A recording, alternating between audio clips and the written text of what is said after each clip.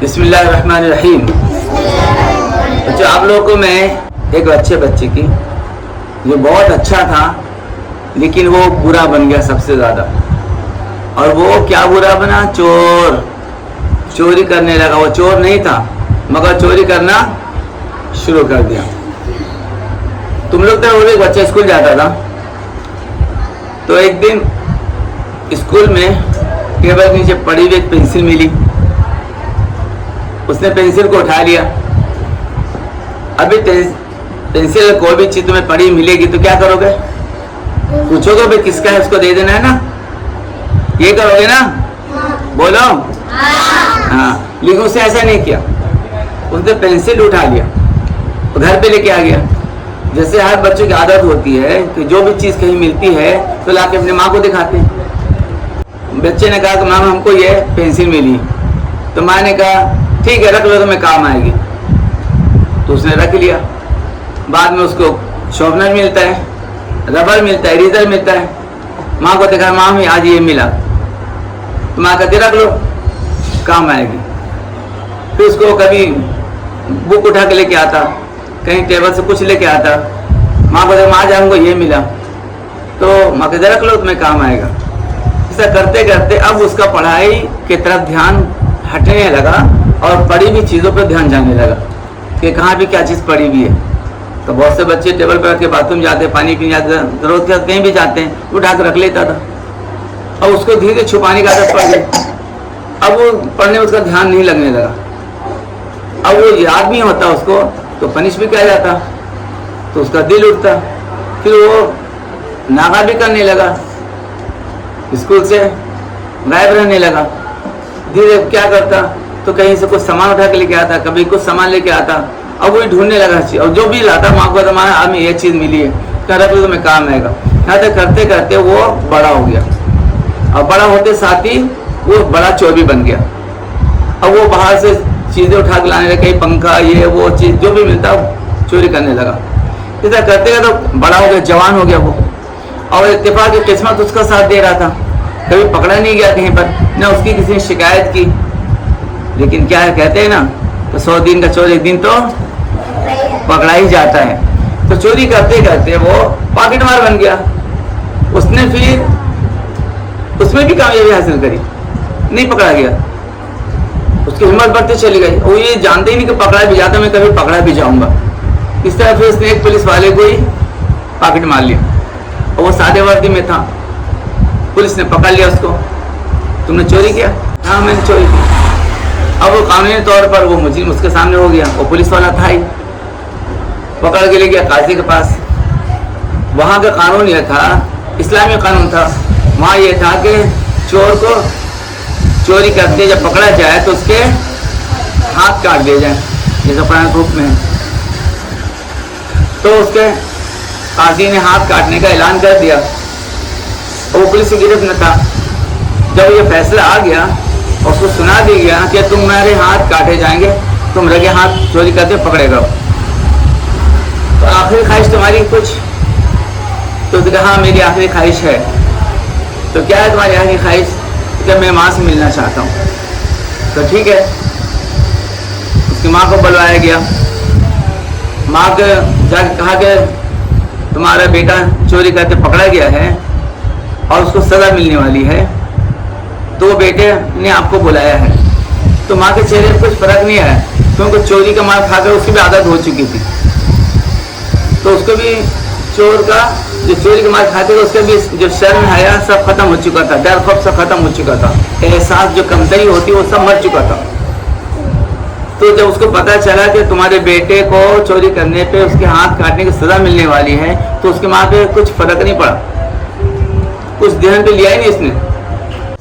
तुम्हारे बेटे ने तुमको बुलाया है। तो माँ चली आई, माँ से मिली, माँ उससे मिली।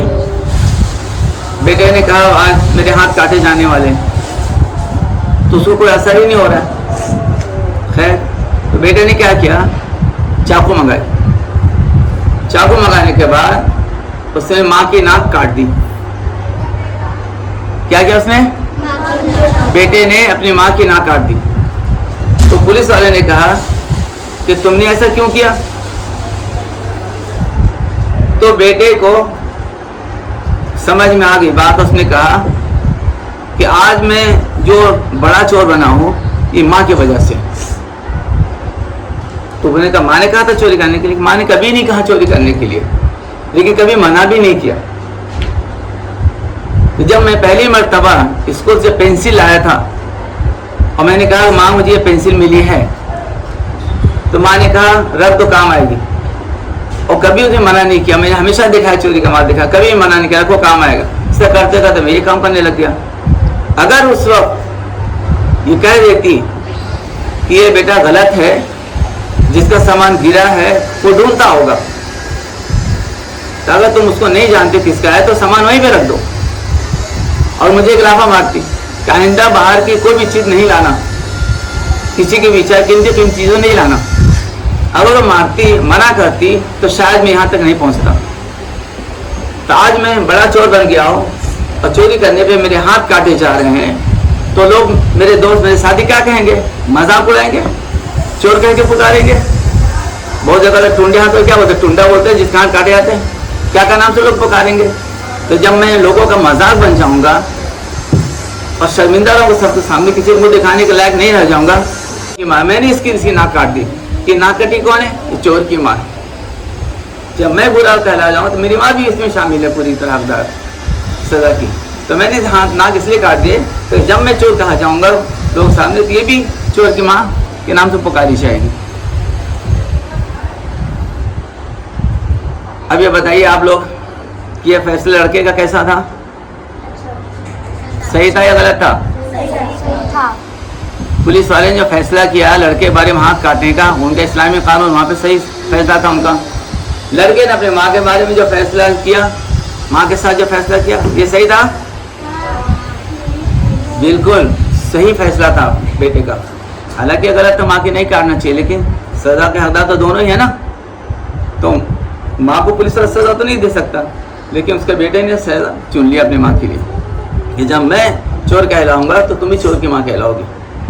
तो मेरे बच्चों, मेरे लिए, मेरी तरफ से आप लोग के लिए मैसेज है कि चोरी करनी चाहिए नहीं। चोरी सबसे बुरी चीज़ है। कहीं कोई भी सामान कितना कीमती क्यों नहीं हो या बेकार क्यों नहीं हो, छोड़ दो वहीं पे। आपके सामान गिर जाता है तो आप ढूंढते हो कि नहीं? ढूंढते हो ना। जरूरत के हिसाब से कोई भी सामान, चाहे 5 रुपये का हो या 5 लाख का हो, बहुत कीमती होता है, आप उसको ढूंढते हो, परेशानी होते हो। इसलिए हमारे नबी सल्लल्लाहु अलैहि वसल्लम फरमाया कि जो भी चीज़ पड़ी उसको मत उठाओ। और अगर तुमने उठा लिया, इस्लामी कानून ये है कि अगर तुमने उठा लिया तो ढूंढो कि वो सामान किसका है, और तुम्हें खामोश नहीं बैठना जब तक कि उसको ढूंढ नहीं लो।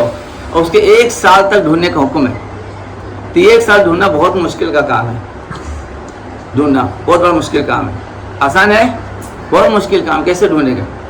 इसलिए अच्छा है कि जो चीज़ जहाँ पड़ी उसको पड़ी रहने दो।